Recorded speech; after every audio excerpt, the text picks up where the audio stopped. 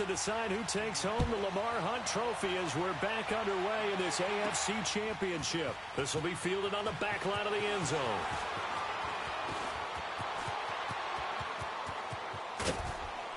And they finally get to him, but not before he's past the 45 to the 46-yard line. Now, that's the kind of return you're looking for. To get to that spot on the field, that allows you to do a lot of things on offense. The Steeler offense now with a football first here to begin the third quarter. And last time out, another touchdown. And I think there may be some empty seats around here by the time the fourth quarter comes around. Yeah, I have to agree with you because this one's just about decided. But you know who benefits from all those empty seats? You and me, trying to get to the airport. That's the roads true. will be fairly clear by the time we have to leave the booth. They're throwing to start the drive, but that one incomplete. After the incomplete pass, here now is 2nd and 10.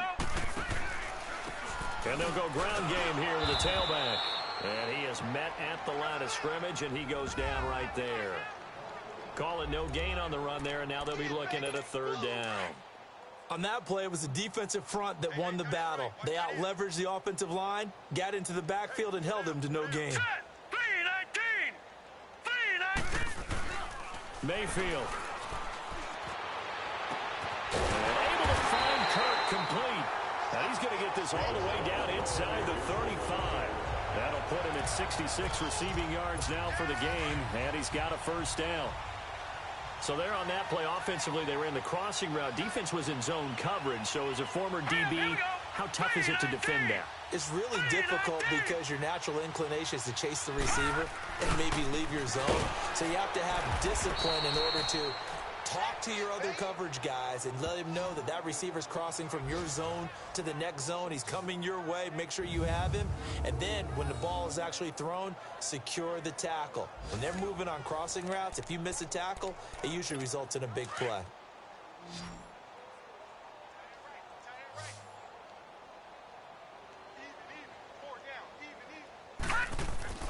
Mayfield now on 2nd down.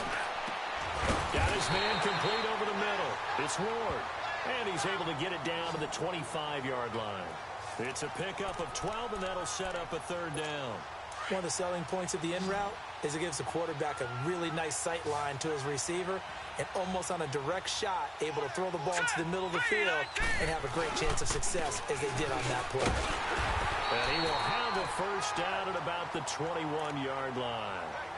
Just 4 yards on the pickup, but that's good enough to extend the drive. And that's why you spend a 1st-round draft pick on a running back. Not for just the fancy runs, but these dirty, gritty 3rd and 1s, 3rd and 2s. That's why you draft him. And a little floater there, but it'll wind up incomplete, falling to the ground. But not to get too overcritical there because he knows what he's doing, but his shoulders looked a little off-kilter there when he threw that. I don't think you're being overly critical there. You're just analyzing it. And he gets those shoulders right, that pass will go from incomplete to complete. They'll run it now out of the gun. And nothing doing. He's immediately taken down at the line of scrimmage. No gain on that one as it brings up a 3rd and 10.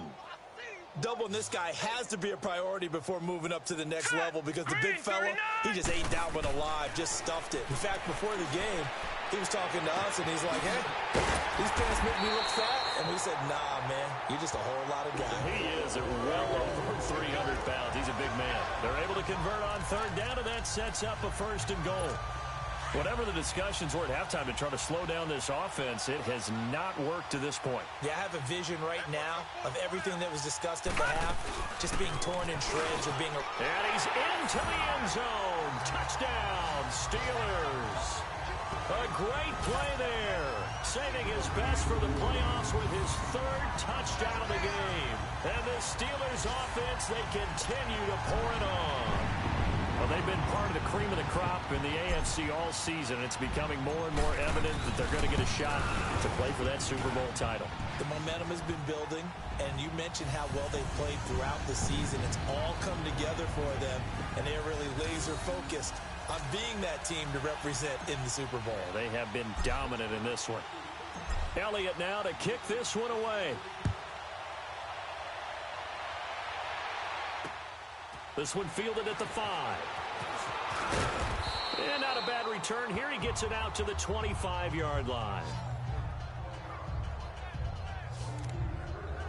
Here's the Colts now as they get ready for their first possession on offense of the second half. They trail offense, first time to touch the ball in quarter 3, and we'll see what they can do. And I can't wait to see what they have planned, because some teams script to start a half. Other teams just go, okay, these are the sequence of plays we want to run. These things worked well for us. And sometimes they throw in that big chunk play right away. Shocker. Try and get after them early and try and create a big play to give themselves some momentum. See what they have up their sleeve. And forget about finding a lane. He barely had time to look up before he was planted in the backfield. Call it a loss of 2 on the play. And that'll bring up a 3rd down.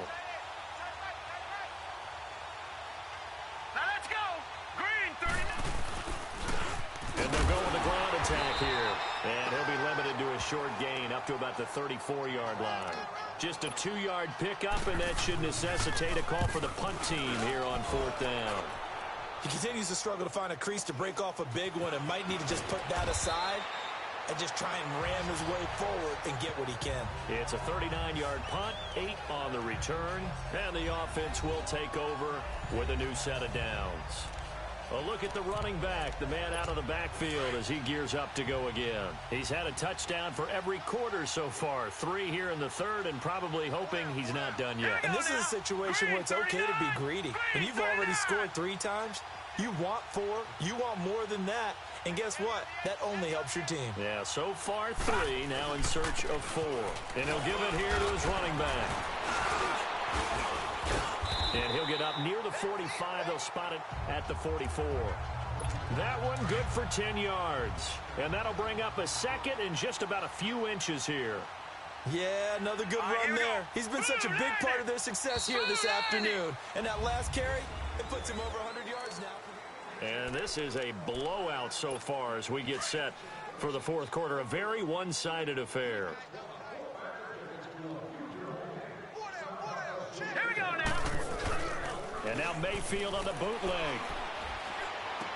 And it's a short one here, complete to the tight end. And he'll be brought down just shy of midfield at the 49-yard line. 5 yards is the pickup there as that extends this drive. And the tight end is certainly a position built to move the chains because they can control space underneath.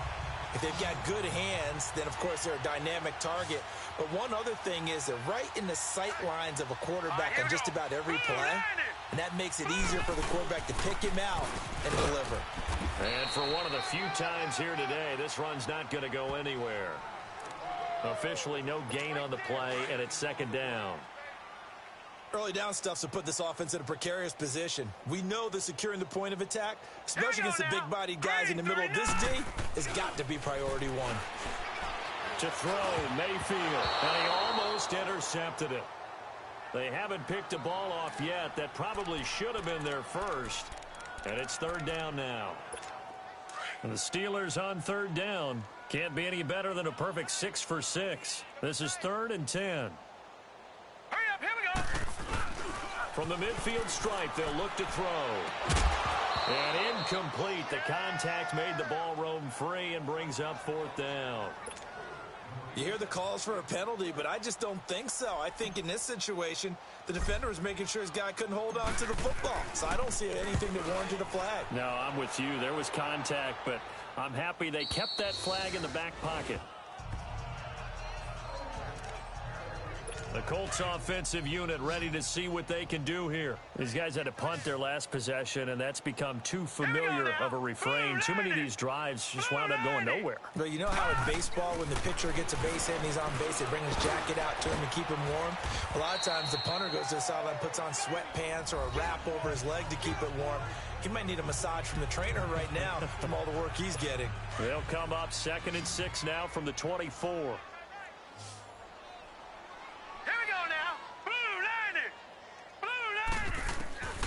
From the shotgun, he'll look to throw. Throwing right, and that's complete. 2nd catch of this AFC title game, but he's got a 1st down. Well, they can put him in a number of different places. In line, H-back, put him in the slot. In this case, they put him out wide. Matchup nightmare. Who are you going to send out to cover him? And he picks up a 1st down with that catch. They'll look to throw now on 1st down. And he takes a shot on the release as this will be incomplete. Maybe a little frustration starting to creep in. The offensive line hasn't done a great job of protecting him in this game, and there he was, hit again as he threw it. Yeah, another time on his backside, probably starting to get a little frustrated. Got to keep his composure. Can't let the defense know that they're getting to him. And his throw is going to be incomplete. Sometimes the coverage is so good, no matter what you're doing on offense, you just can't shake anyone free. They try their best to find someone open, but they took away every passing alley, every angle, and shut the play down. They're going to look to throw. Looking left side, and he's got a man. It's Gardner. And he'll be stopped right at midfield. Second catch of this AFC title game, and he's got a first down. I don't care how many times we see it. I still get a kick out of watching quarterbacks and receivers do the pass tree in pregame warm-up. But I always remember that when we go to practices, we see that after practices as well. They really tune it up, don't they? They tune it up. They know why they do it for these situations. First down. And they build that trust, and that's why they're able to find him in this type of a situation. This quarterback now 6 for 6 since coming back out of the locker room. It's 1st and 10. The play-action fake. They'll look to throw. Looking middle, and it's incomplete. I think he's a little trigger-happy right there, and it turned into an ill-advised throw into their zone. Well, we know he has confidence. He'll throw it any place, any time, anywhere. That time it fell incomplete. Now he'll look to throw here on 2nd and 10. And this time he's got the hookup. It's complete. And they'll have it in the red zone before he crosses over out of bounds. So a decent gain, but all for naught on the penalty. It's too bad, isn't it? They were feeling pretty good about it. The only people celebrating, the guys who just gave up that play. He'll look to throw. And he's going to go down. Back near midfield at the 49. Brandon, that's just football 101. If you're out of the pocket, you've got to get rid of the football in this situation. You cannot take a sack in a 2-minute drill. Now on 3rd and long, they'll look to throw. And he's going to be intercepted a 3rd time. Picked off around the 37. And he brings this one back. It's a pick 6 for a Steeler touchdown. That's the story of the game. They've been suffocating all game long on defense. They were suffocating there again in a big way. And they've done it not just by out-athleting them, which is often the case, but by being able to adjust to anything they tried to throw at them and beating them to the punch each and every time. This was a defense that was well prepared.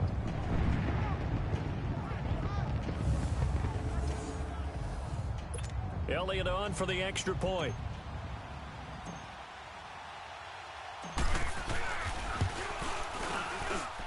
Elliott good with a PAT, and the lead will swell by 1 more. So the defense creating some points, not only getting the interception, but then returning it to the end zone for the pick 6.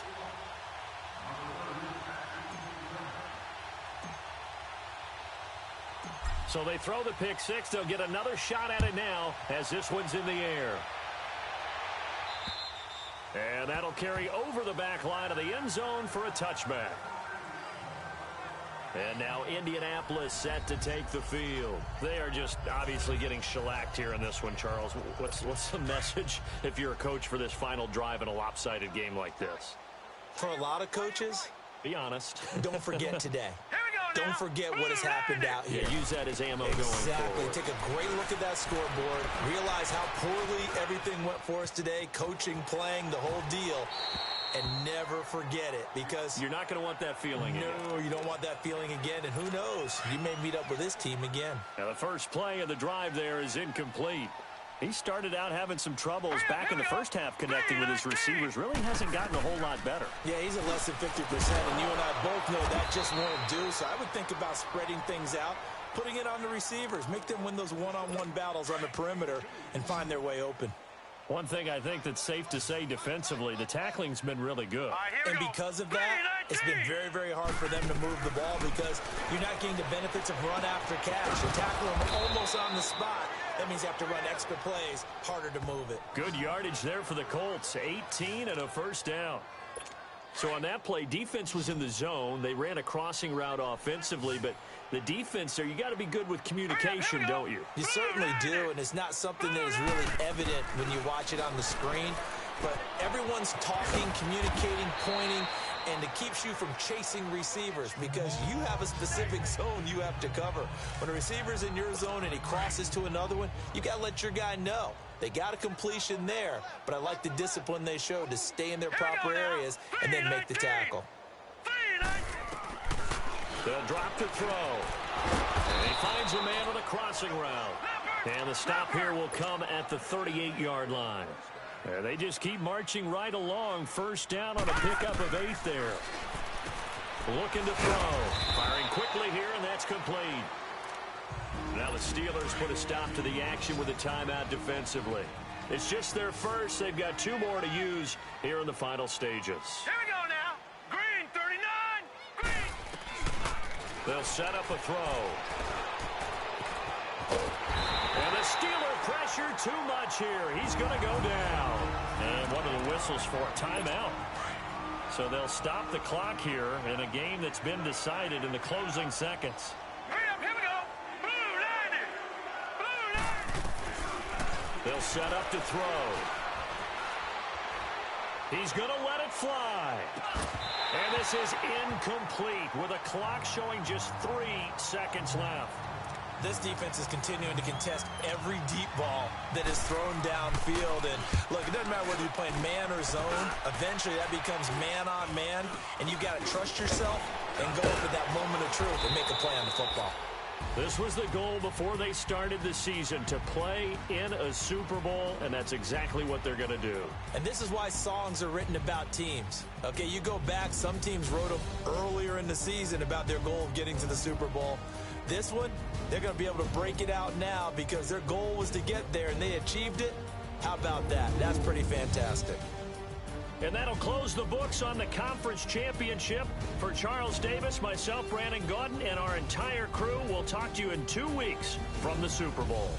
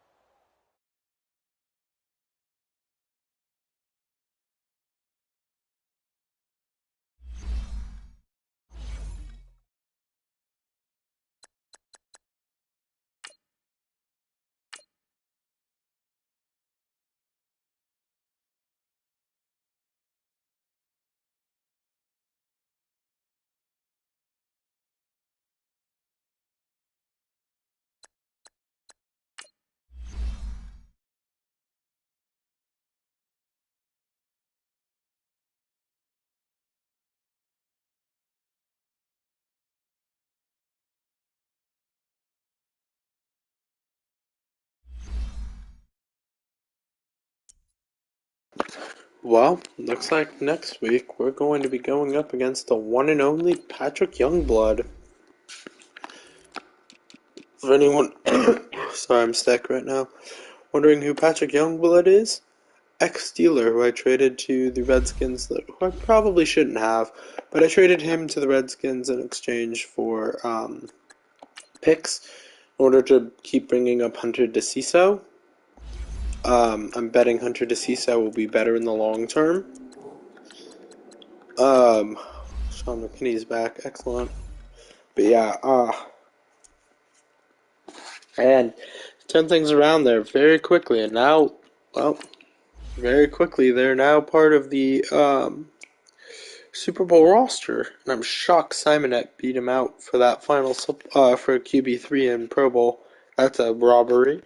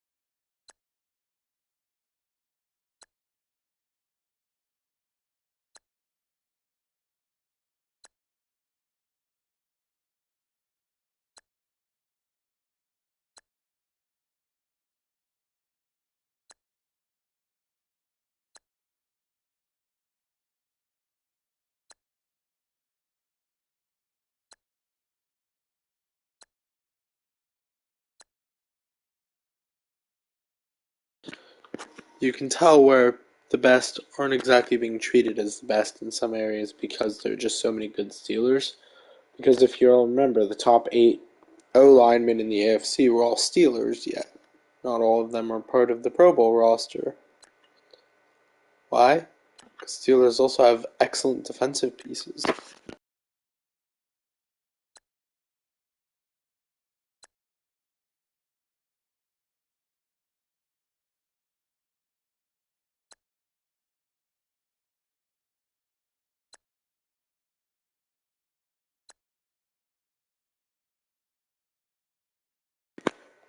Glenn Ball getting 1, or is that 2? I think it's 2 Pro Bowls since being traded to the Cardinals.